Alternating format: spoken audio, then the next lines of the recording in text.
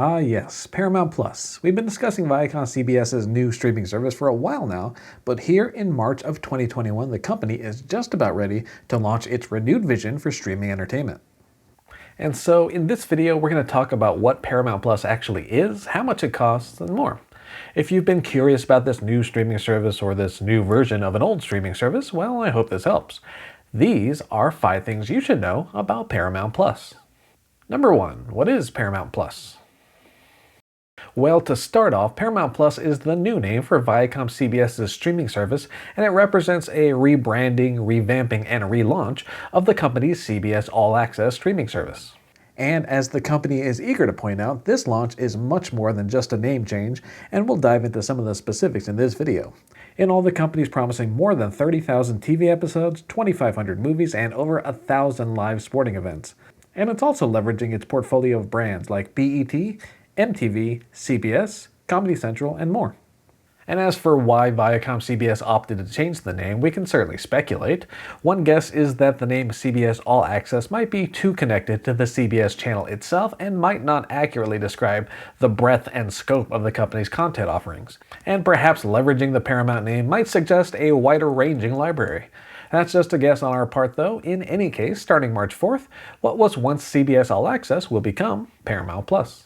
Number 2, how much does it cost? So this one was a bit of a mystery until about a week prior to launch, but we now know how much Paramount Plus will cost, and the details are rather interesting. So let's start at the top end.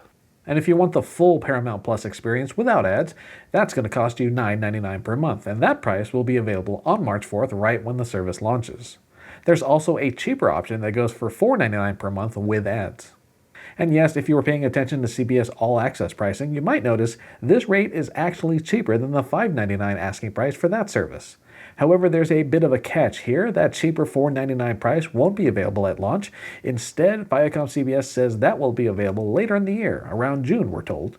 And when it does launch, customers on the existing $5.99 plan will have the option to continue with that plan or switch to the cheaper one. So for now, at least, the $5.99 pricing from CBS All Access will carry over for those looking for ad-supported access to Paramount Plus.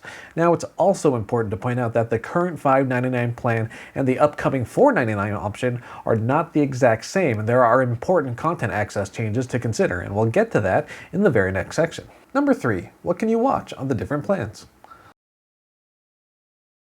Okay, here's how the different pricing plans and tiers break down. So at the top is the $9.99 monthly ad-free tier, and that gets you access to everything on Paramount Plus, including live and on-demand content. And that also includes live streams of your local CBS network, and you'll also have access to 4K HDR content where available, mobile downloads, and more.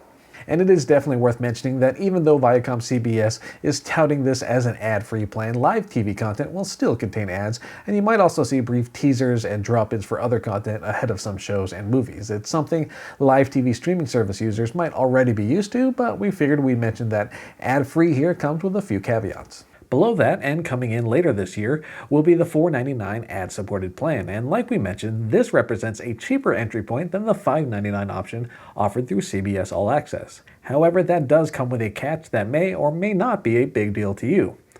Perhaps the biggest difference between the $4.99 plan and the one it replaces is that you won't get access to live streams of your local CBS station. Now, that could be a significant drawback, especially if, say, an over-the-air antenna isn't an option where you live. The $4.99 plan also includes access to live NFL games and championship-level soccer, but not the entirety of live sports content that the $9.99 plan provides. Beyond that, the base plan also includes ads for on-demand content. And again, you won't get the kind of live TV access available in the $9.99 plan. And we're told there are also some specific limitations on access to certain titles compared to that higher-end plan, but we'll definitely keep an eye on that basic plan and report back more as we get closer to its launch later this year. And lastly, both pricing tiers include support for multiple user profiles and parental controls. Number 4, what about original content?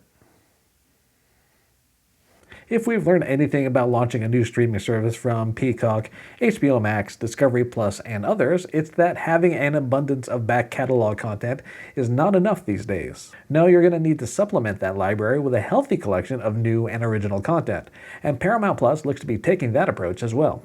In its first year, ViacomCBS says we should see around 36 original series on the new streaming service.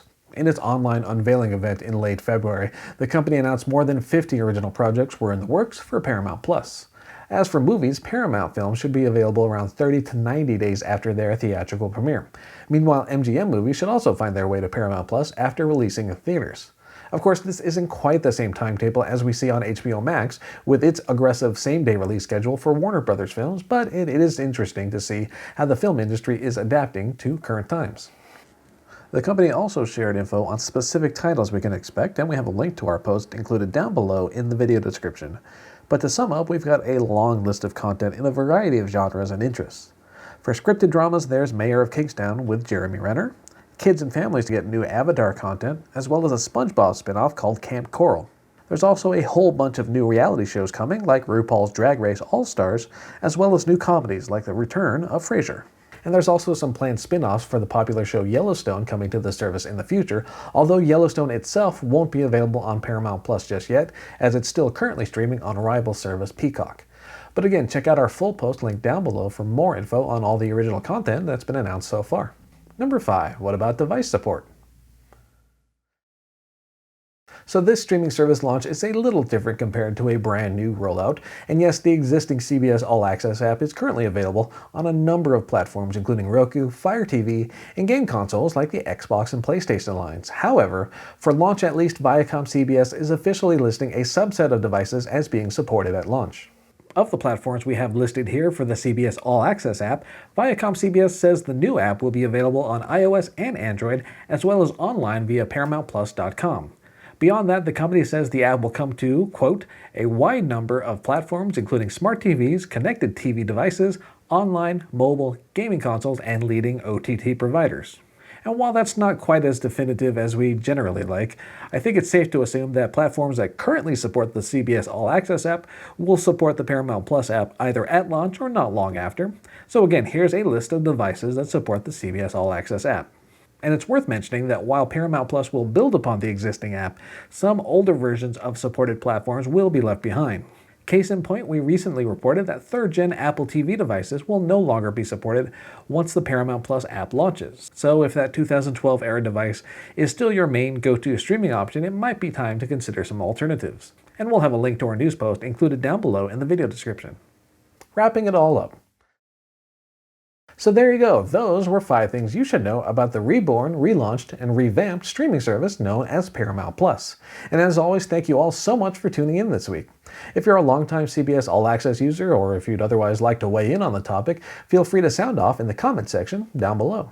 What do you think of the initial lineup? How do you feel Paramount Plus stacks up against existing players in the streaming field?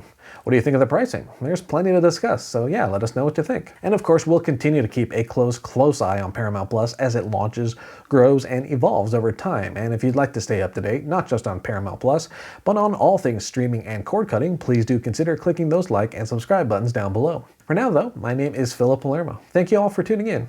We'll see you next week. Take care.